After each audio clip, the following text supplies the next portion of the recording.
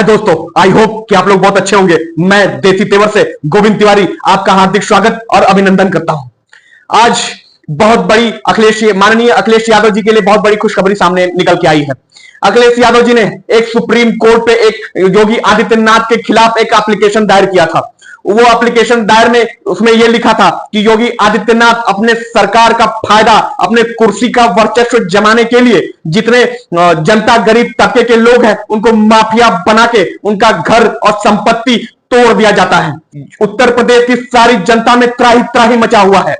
ये जिसे भी नहीं देखना चाहते हैं उनके ऊपर मुकदमों का ढेर लग जाता है और मुकदमों का ढेर लगाने के बाद उनकी संपत्ति तोड़ दी जाती है, नीलाम कर दी जाती है।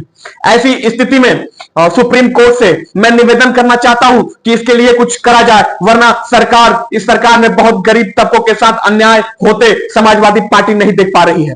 ऐसा याचिका उन्होंने सुप्रीम कोर्ट में दिया था 1 साल पहले। यह याचिका बहुत दिनों से पेंडिंग में पड़ा हुआ था।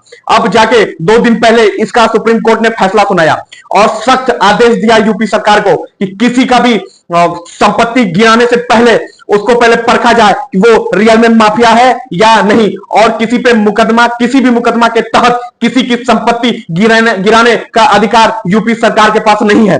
तो इस चीज का ध्यान रखते हुए मैं योगी आदित्यनाथ को नोटिस भेजूंगा और उनको इसमें नोटिस में लिखा होगा कि किसी भी संपत्ति को और किसी का भी संपत्ति गिराने से पहले सुप्रीम कोर्ट को उनको याचिका दाखिल करनी पड़ेगी। और जब तक सुप्रीम कोर्ट ये लिख कर ना दे कि इनकी संपत्ति अवैध तरीके से बनाई गई है, इनके ऊपर कार्रवाई होनी चाहिए, तब तक यूपी सरकार कोई भी संपत्ति ऐसे मनमानी तरीके से नहीं गिराया जाएगा। इसको देखते हुए माननीय अखिलेश यादव के अंदर खुशी का उत्साह जागृत हो गया और उन्होंने कहा अन्याय का बुलडोजर न्याय के तराजू से बड़ा नहीं है।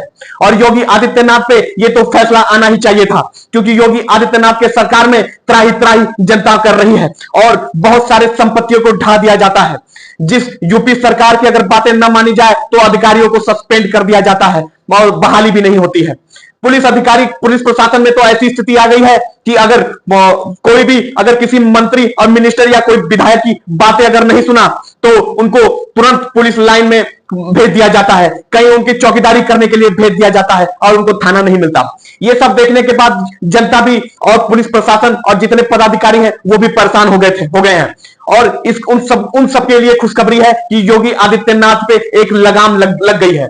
इसको देखते हुए योगी आदित्यनाथ से मीडिया वालों ने पूछा कि माननीय अखिलेश यादव जी ने इतना बड़ा बात बोल दिया कि आप पे लगाम लगाना जरूरी था, सुप्रीम कोर्ट ने वही काम किया है, आप पे लगाम लगा दिया है, क्या इस लगाम की पकड़ ज्यादा दिन तक रहेगी या छूट जाएगी?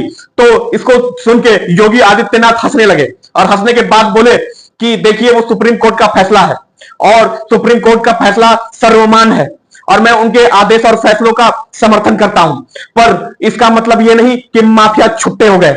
माफियागिरी बढ़ जाएगी, गुंडागिरी बढ़ जाएगी, ये जो रेप केस हो रहा है ये बढ़ जाएगा, ऐसा नहीं होगा। मैं आज भी माफियागिरी, गुंडागर्दी और जितने अवैध खनन और अवैध तरीके से कब्जाए गए जो जमीन है उनके खिलाफ मैं आज भी खड़ा हूं और मैं ऐसे माफियों को पनपने नहीं दूंगा उत्तर प्रदेश में। इसलिए चाहे सुप्रीम कोर्ट का फैसला हो चाहे किसी का फैसला हो, पर सरकार का तो यही फैसला है कि जो अपराधीकरण को बढ़ावा नहीं मिलेगा यूपी सरकार में। अगर किसी को इच्छा हो रही है अपराध करने का तो या तो इस राज्य को छोड़ के चला जाए या तो अपराध करके देख ले, उनको पता चल जाएगा यूपी सरकार चीज क्या है, योगी आदित्यनाथ चीज क्या है। इसके बाद योगी सरकार ने इस मीडिया को इतना बयान देके वो आगे निकल ली है। इसके बाद इस समय ओम प्रकाश राजभर भी अब विवादों में हमेशा बने रहते हैं। ओम प्रकाश राजभर इस समय उड़ता हुआ तीर अपने ऊपर ले लिए हैं। ओम प्रकाश राजभर ने रघुराज प्रताप सिंह के ऊपर बहुत बड़ा बयान कर दिया, क्योंकि ओम प्रकाश राजभर ने मीडिया से कहा कि राजकुंडा के राजा बताने वाले रघुराज प्रताप सिंह का वर्चस्व नीचे गिरता जा रहा है, उनकी कहानी अब खत्म होने के कगार पे आ गई है। तो ये चीज पे रिएक्शन रघुराज प्रताप सिंह का तो आना लाजमी था। तो रघुराज प्रताप सिंह ने कहा कि ओम प्रकाश राजभर बेपेंदी के लोटा है, उनकी कोई भी पार्टी उनको सीरियस नहीं लेता है। और ओम प्रकाश राजभर को मैं कहना चाहता हूं कि अपनी बातों का एक मर्यादा रखनी चाहिए और किसके बारे में क्या कह रहे हैं उनको पता होना चाहिए। और रही बात राजनीति की, तो राजनीति हमारे पुरखों से राजनीति हमारे यहां चली आई है। अभी ये राजनीति में नए आए हुए हैं तो इनकी बात ना ही करें तो ज्यादा अच्छा होगा। इस रघुराज प्रताप सिंह इतना करके वहां से निकल लिए। ऐसे ही वीडियो को देखने के लिए चैनल को लाइक करें, शेयर करें, सब्सक्राइब करें। मैं मिलता हूं अगले ब्लॉग में, तब तक के लिए जय हिंद, जय भारत।